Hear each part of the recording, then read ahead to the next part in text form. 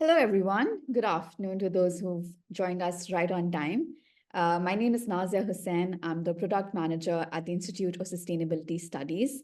Thank you very much for joining us for another Sustainable Action Dialogue series, webinar where we are bringing you leading experts who distill the jargon that's often associated with sustainability topics, and they hold focused discussions on content that can really help you and your businesses realign commitment with action. And today I am delighted to have all of you present for an exclusive webinar on exploring the genius of AI. It's being delivered by our esteemed speaker, David Galea. David is a seasoned expert in business process reengineering and digital transformation. He boasts over 2 decades of international experience, is a best-selling author on Amazon, known for his book, Digital Made Simple, which has earned a 5-star rating, and he provides insights into successful business-led digital transformations. I am delighted that he's joined us today for this webinar. And before I invite David to deliver the session, I just want to inform everyone that you can leave your comments, thoughts, insights on that webinar on the LinkedIn comments section, and I'll get around to asking David to answer all of your comments and questions towards the end of this session. So over to you, David. Thank you very much, Nazia. There is no artificial intelligence without human intelligence, principally because artificial intelligence has been developed by humans for humans.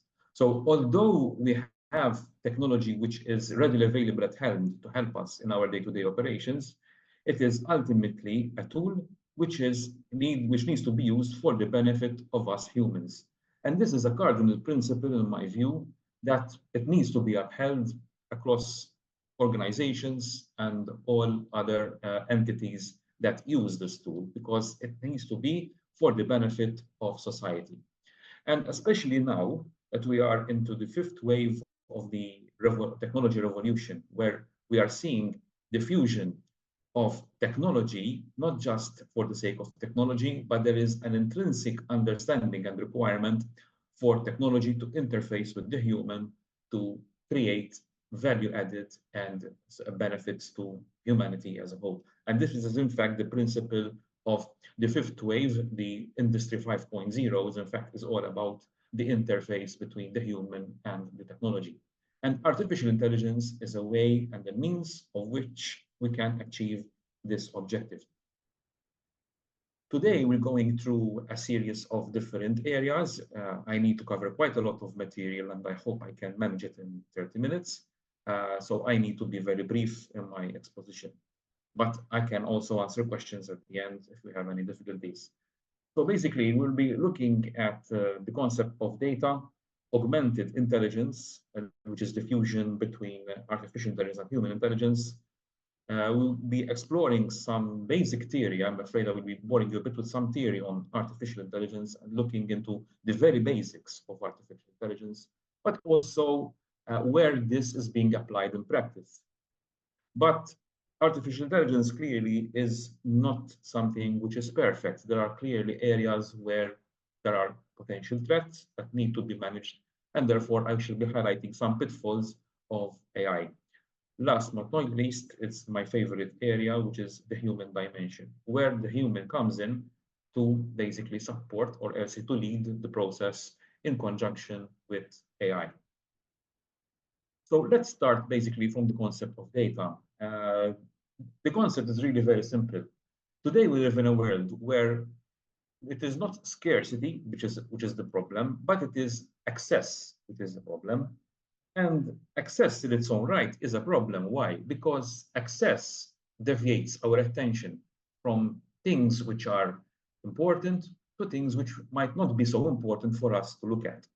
In fact, I label this type of data as noise, which noise includes various data points, which we are bombarded with on a daily basis, on a day-to-day basis, but they are not all important for us. And there is a task in its own right to create a sieve between the noise and listen carefully to what the noise is saying so that we will be able to filter the message that is being drowned in that noise. That is not very easy, and that's frequently accomplished through data acquisition and mining, using these techniques to basically select the type of data that would eventually be analyzed to make more meaningful information to make decisions for your organization.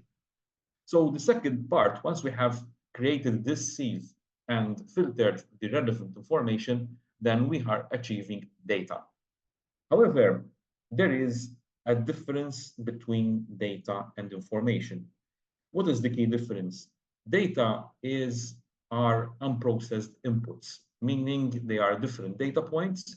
We have defined that this data is relevant and important, but we haven't analyzed this data in a way which is meaningful. Just to give you an example, I had some companies, or one in the past was an insurance company, and I told this company that on the importance of having information to make decisions. And this guy on the information insurance company told me, "Oh, but we have a lot of information." He showed me a room which was filled with reams of paper with several data points. For him, that was information.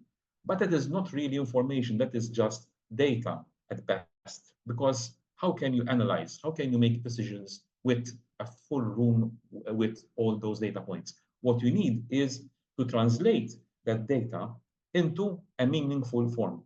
A critical distinction from data and information in the practical world is, for example, data is accounting entries in a bookkeeping system.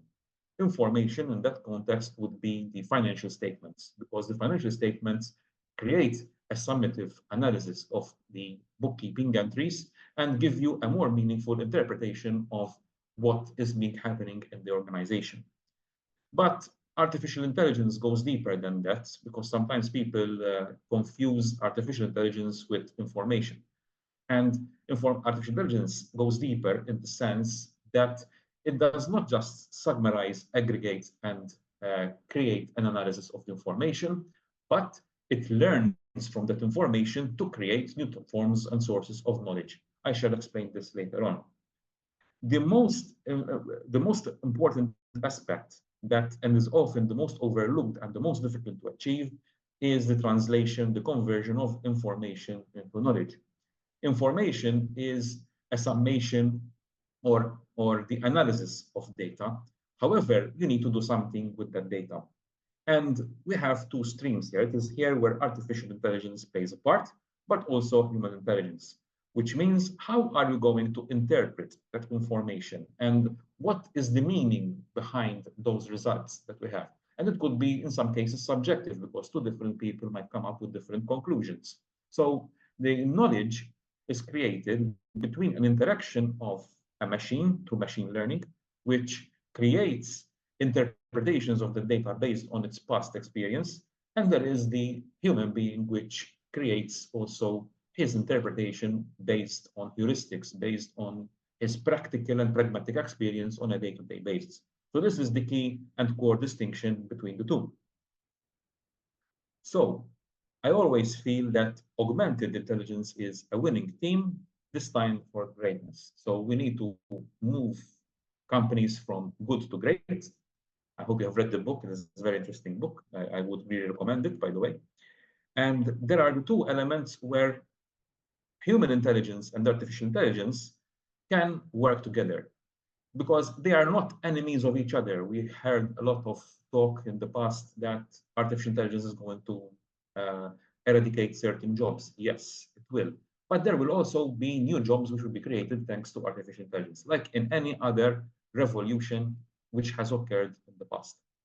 But the secret of success here is to identify those areas where artificial intelligence is better than humans, and those areas where humans are better than artificial intelligence. And what are these things?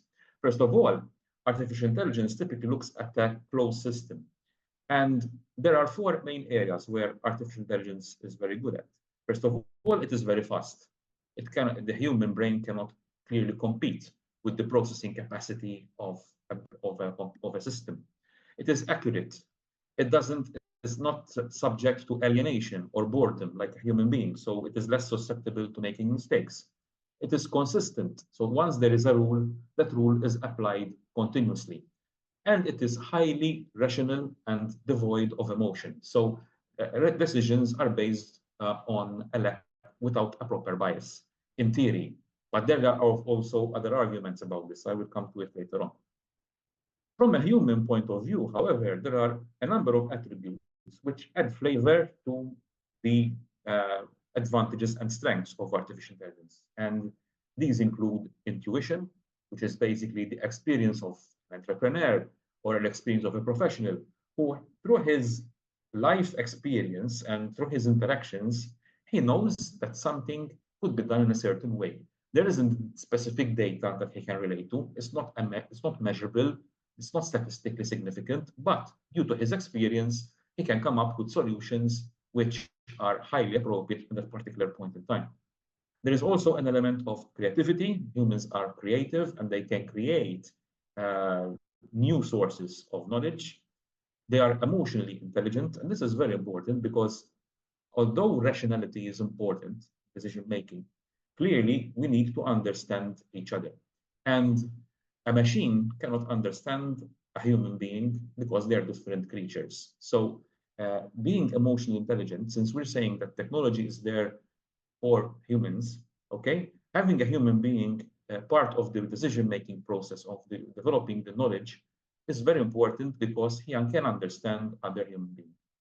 And there's another aspect, which is cultural sensitivity, because obviously decision-making is also contingent on different cultures, not just cultures from a geographic point of view or from a race point of view, but also from an organizational point of view, because different organizations and different industries have different cultures that need to be taken into account making informed decisions.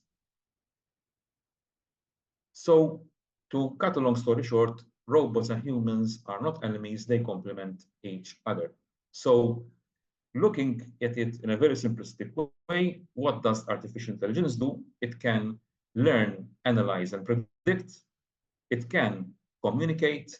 It can move, assemble, pick, and sort. We'll get into more detail in later slides about these tasks. Human intelligence can innovate, it can create, and it can build relationships. And bringing all these together will create a winning formula for success for any organization. Clearly, we have seen developments as well on this sphere because we have seen the rise of is the new fashion, which is generative AI, where everywhere you go and then you mention either ChatGPT or more recently we've got Copilot from Microsoft, which have made headlines about their capability of doing certain creative tasks. Yes, we are arriving at a point where artificial intelligence has an element of innovation, but the human brain so far outweighs the potential that generative AI has till present date. Okay, so the human intelligence factor is fundamentally important into the equation. Now let's get to the nuts and bolts of artificial intelligence. And there are three main areas of artificial intelligence that need to be considered. The first one is machine and deep learning. What is machine and deep learning? It is very simply about analyzing data and predicting outcomes. But which means that there is a process where the system does not only analyze and interpret the data, but as more and more data and information is fed into the system, it is able of learning new patterns of behavior and is able to help decision makers make better decisions and more informed decisions. Okay. Now, the key difference between machine learning and deep learning is in the structure of the data. Whereas in machine learning, the structure of the data is hierarchical, so it's a linear process where you've got a one-to-one relationship, okay? In the case of deep learning, it uses neural networks, which means it's much more complex, and there are many relationships across several data points, which means that deep learning is a much more powerful way of actually developing intelligence to a company, all right? And I'd like to start by giving you some context of these two concepts, okay? And let's look, these are different examples of practical applications of machine learning. I won't go into detail in all. I just want to highlight two main examples. The first one is Darktrace. Now, Darktrace is a cybersecurity application and system which helps users to preempt cybersecurity threats within their system. But it has a special feature. What is it?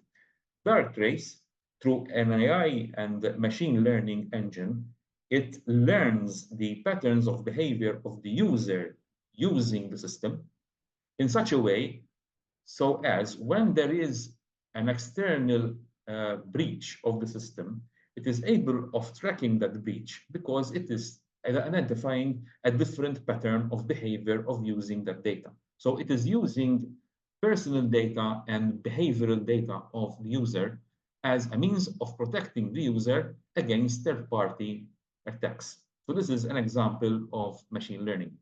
Another example of machine learning is John Deere.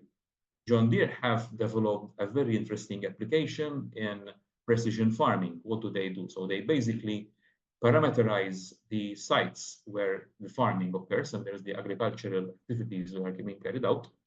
And through the analysis of data, meteorological data, the wind conditions, and also the assets that are available on site, the system can predict weather patterns.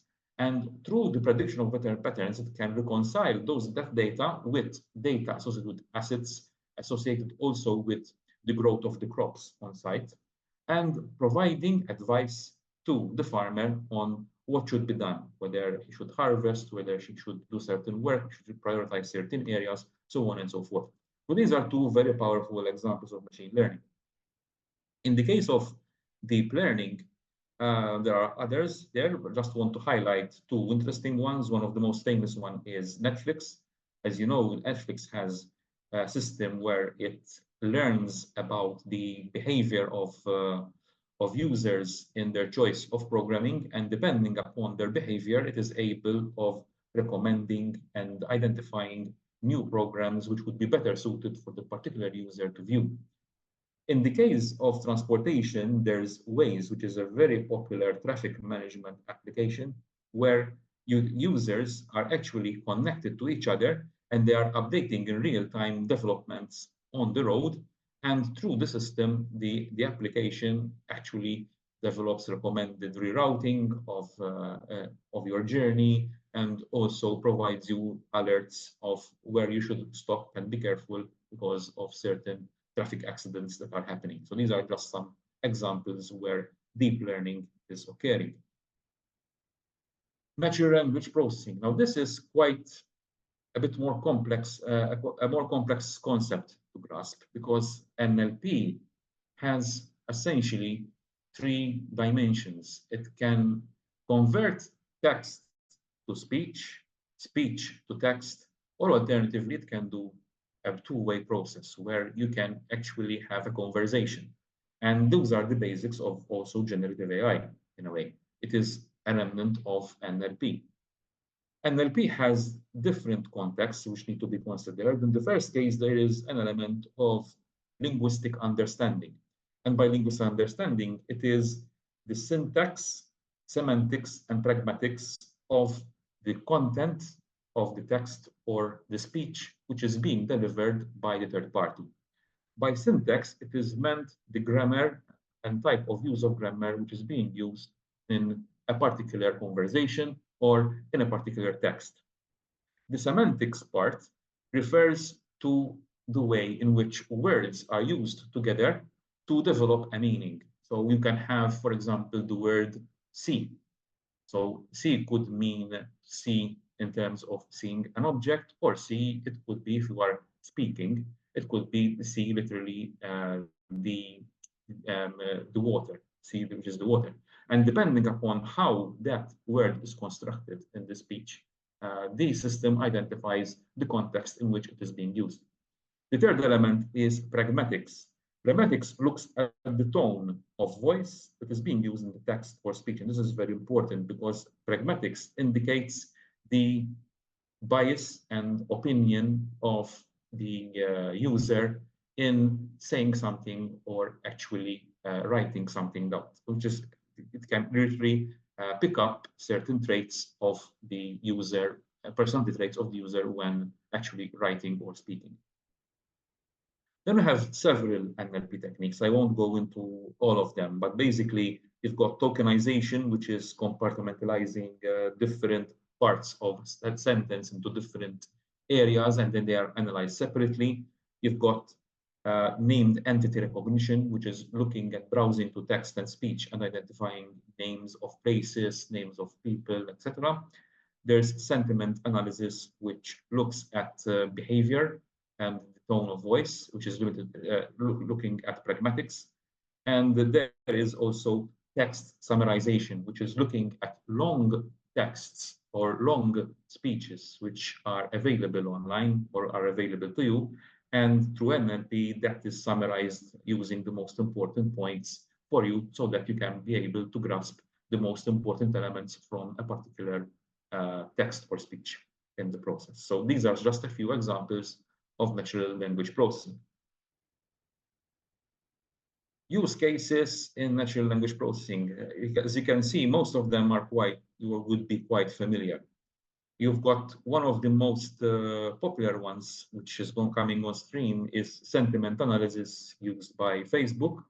Facebook has this sentiment analysis project, which will be coming on stream, where all posts and all interactions across different users could, in theory, be analyzed and the behavior and attitudes interpreted in a way which would enable third parties to basically understand what are the attitudes and behaviors of those particular clients. This is something which obviously one needs to be careful. We have heard about the case of Cambridge Analytica, which has done something of this sort, and it got into hot water because it analyzed the data of customers without their approval. So this is a project which clearly needs to be handled with care. Very interesting, and obviously I'm sure that you all are aware of them, are projects like Alexa and Google Assistant, where they are actually chatbots, and you can actually hold the conversation with them, and they would help you to iron out certain issues. So you could ask, can you select a favorite restaurant where I can eat with my friends? And it will analyze the data through sentiment analysis, through browsing the internet, and it will give you a recommendation based on your preferences. You've got Otter, for example. Otter is widely used. It converts written language to speech, and vice versa. We have used this, I'm sure, in numerous meetings, and it's a very comfortable tool where you can have a transcript of what has been said during a conversation. WhatsApp has a filter for unwanted or harmful images, and it scans images, and based on what has been scanned, it is able to recommend to users what is legitimate or not. So these are different cases that one can consider when in the context of natural language processing. Moving on to the third part, which is robotics. Robotics is not a usual suspect when it comes to artificial intelligence, but because it is made up of hardware. However, robotics forms part of the AI family because robotics has an element of autonomy into the system where it is making certain decisions in its own right. And the function of robots is to move things, to pick things, and to sort them. So these are the main functions of robots. And they are all come very handy when it comes primarily to physical products. But I will refer to something else which can be used in the service industry. I will come to it later on. And there are four major components of robotics. You've got mechanical structures, which includes the frame and body, actuators and sensors, which have to deal with inputs and outputs. You've got power supply. Obviously, you need power and energy in order to make the robots move. You've got control systems, which include microcontrollers, and the AI algorithms, which frequently are made up of either a machine learning and also an NLP interface. And finally, there is also an element of communication. So you've got to have in place wired and wireless communication technologies so that the robot can interact with its external environment. Again, these are some examples of use cases in robotics. My favorite one is the Lego sets, where you've got a Lego set that is actually being assembled, and you can use, I use this with my son, the Lego Mindstorms, which are very useful and handy when it comes to building anything and then using AI to move that particular set as a playful resource. So that is quite an interesting example of robotics. But you can see robotics in everyday life. So you've got submersible robots exploring ocean depths. You've got mobile robots moving pallets in a warehouse, and even robots having an automated process where they are assembling specific parts in a production process, like in automation of automotive components, for example. So these are different contexts where you can apply it. Robotic process automation, this is a version of robotics which is highly suited for services.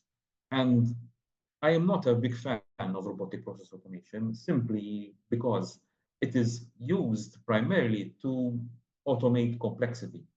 But my favorite thing to do is I would rather simplify complexity than automate it. So my advice would be, before you consider robotic process automation, you should first instance try to minimize the process, make it leaner to make sure that it works in an appropriate way.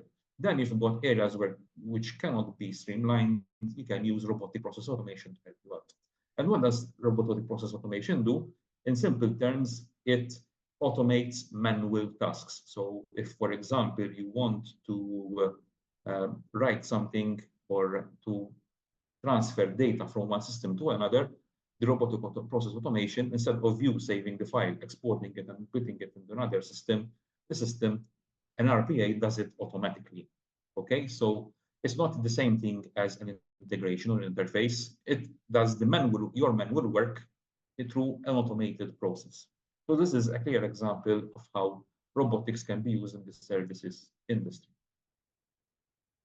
So these are different use cases. You've got healthcare, claims data processing, patient data management. You've got inventory management, invoice processing, employee onboarding, so on and so forth. There are various cases that you can apply in robotics.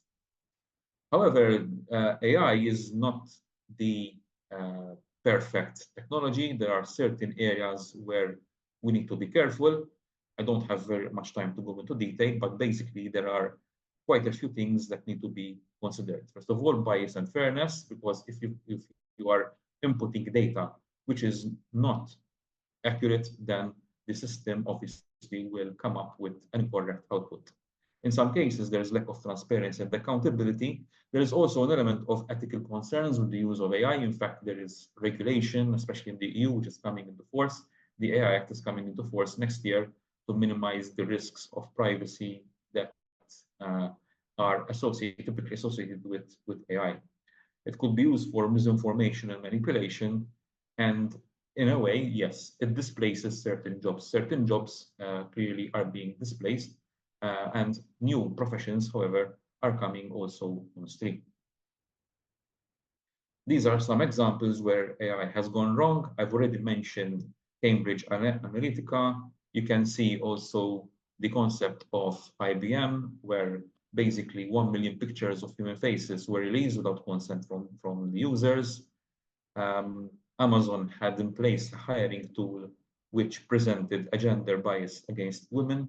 And there are also deepfakes which are being created, like the ones that are there, including Julian Assange in prison and Donald Trump's mugshot. So where does human intelligence come in? And these are quite some areas where you could consider in the process. I've already mentioned some. I will just mention them again here, but you can ask questions and I can go into more details since time is of essence. So you've got areas including interpretation and context understanding, ethical decision-making, creativity and innovation, skill development and continuous improvement, handling ambiguity and uncertainty, empathy and emotional intelligence, and collaboration, decision-making, and strategic planning. That is all for now. Thank you very much. If you have any questions, please feel free to ask me. Thank you. Thank you, David, for that very informative and insightful session. I think it has provided all of us with a very comprehensive understanding of just how you can leverage the benefits of artificial intelligence rather than fearing it, and using it for, our success and our advantage. I think one question that emerges is just the ethical considerations around AI, like I said, how can we leverage it in a way that is ethical, both to the technology itself and humans too, If you could just maybe shed some more light around that a little bit. Yes, it's a very good question. There are a number of things. I think it all boils down to, in the first case, education, education, education. There nothing beats education and awareness. People have to be aware that their data could be used in the wrong way. So they have to be very careful on how they can provide data to third parties. But also education and awareness to organizations to make sure that they are only retaining and using data which is really needed and required by them. So that Yeah. is the first one. The second element are standards. So there are clear standards that need to be clearly abided with. So there are certifications like ISO certifications. I know cybersecurity is clearly an issue. So we need to look at that. For example, in the financial services industry, which is highly data driven, next year comes in play the Data Operational Resilience Act, which looks and imposes an obligation on financial services companies to have in place systems which withstand potential cybersecurity risks within their operation. Yeah. Those standards are clearly very, very important. And the third layer is regulation as well. Regulation clearly has to be all-encompassing. So the AI Act is also coming into force next year, where basically um, companies are using an element of AI. AI is graded by type of risk. So there are different levels of risk. And depending on the level of risk, you need to have specific controls in place to use a particular application. One area which I feel is useful, Monta is going down this route, for example. We have an act which is called the Innovative Technology Arrangements and Services Act, which Yeah. basically sets out criteria for quality assurance of AI algorithms, okay, Yeah. which are being developed and they are being used as intended. So there is a quality mark, and ideally other countries do the same, initially on a voluntary basis, but then eventually even it would be obligatory, where AI applications must have a quality mark which guarantees to users that it has certain standards in place in the market. Right. You mentioned the financial industry and, of course, the whole argument around quality assurance. I think another sector that is going to be heavily impacted is also the health sector, because that Yes. also sort of includes, right, just data privacy laws. And how can that sector basically ensure that they're again using AI for their advantage when it comes to of course, maintaining data security, but also uh, just I don't know, like surgical procedures, how can you make the treatment of humans easier with AI, if that's even something that we can delve Yes, yes, definitely. Very good, very broad question, and it needs quite some elaboration. Let me start off with the cybersecurity threats, which I think is one of the main issues. And it goes beyond AI. I mean, AI helps. For example, I mentioned dark trades, for example, as an application where you've got where AI itself can be used as a tool to preempt potential cybersecurity threats. Okay, so have by looking and recognizing and predicting behaviors in the use of the patterns of data, Yeah. which is on the system. At the end of the day, today, remember, we are using a lot the cloud solutions, so obviously people have more access to the data which is available on the cloud. We had also issues associated with the distributed ledger technology, although it hasn't taken off considerably lately. But if that comes into play, that will help tremendously in ensuring safety of data, particularly also in the medical sphere. In fact, we had a project specifically on medical records on putting medical records on a DLT application to make sure that only people who have authorization for the data can actually access. Right. But last but not least, there's another area which is also tied to AI, but not quite, is quantum communication.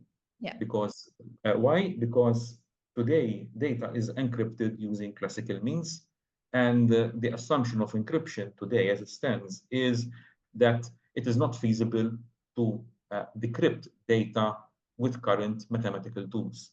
However, given with the advent of quantum computing and computing technologies, uh, the classical encryption of data can be easily defeated because quantum technologies have processed a vast amount of data, and to the use of AI, they are able to crack the code. So what is coming on stream is called quantum decryption, uh, quantum key decryptions systems, where they use the laws of physics as a barrier for hackers to potentially decrypt that data. It's quite a complex process. I will not go into it because it will take me some time. So these are all different tools which could be used to help from an ethical and cybersecurity aspect of AI. The second part, which I recall, is related to how can it help people in diagnosis. And that's quite interesting, quite a few things. For example, I've seen applications using advanced imaging and sentiment analysis just by scanning your eyes. They would be able to see whether you have traces, for example, of what do you call Alzheimer, for example, early stage Alzheimer. And I think in the diagnostics part, there are many more applications of AI, but I think as a start, in diagnostics, I think it will play a much dominant role in the coming months and years because it will be a very good tool for doctors and medical professionals to be able to predict and preempt different types of illnesses and diseases of people with potential to cure them at source. Absolutely. Yeah, I think we've got a question here just around how automotive companies are leveraging AI to basically enhance vehicular efficiency in order to reduce environmental footprints. I think that's also a very interesting space where AI can come for our rescue. What do you think Very about that? interesting. Yes. Okay. Again, a very complex subject and different areas. I'll just touch on 2 points. One, because we don't have time. Predictive maintenance. I think one of the areas is real-time predictive maintenance. So by combining technologies like IoT with AI, you can basically assess the performance of your car in an appropriate way to minimize, first of all, increasing its useful life, thereby minimizing the cost of disposal and therefore the harm on the environment, and also ensuring it still retains its efficiency in terms of fuel consumption.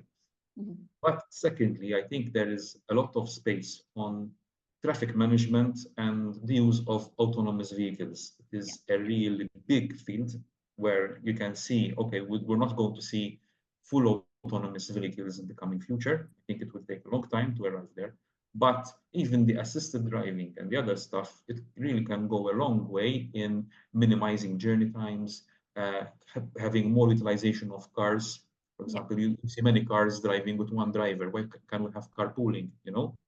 And alongside intelligent traffic management systems, I think it is also an area where we could go. Again, this is a very detailed subject. I'm just touching on 2 points here. Yeah, great. I think we can wrap up with, I think, final thoughts on just like what are some common misconceptions about AI that people should be aware of? Okay, so in some cases, I hear any system is called an AI system for some reason. So if a system generates a dashboard with business intelligence, so you've got a couple of indicators, oh, I'm using AI, you know, okay, you know, that's basic application of technology. AI is when it comes to AI, it's quite a fine line. But for me, AI is a system which is capable of learning from the data, not just giving you information, but learning and creating something which is new to a certain extent. Yeah, absolutely. Great. I think with that, we can wrap up, David. We're right on the mark. Thank you, everyone who joined us today. This has been a very engaging discussion. And of course, the recording of this webinar will be available on the ISS website. So take your time to come back to this whenever you want and get in touch with David if you have more questions. Read his book, it's available on Amazon. And I look forward to seeing many of you join us for our future sessions.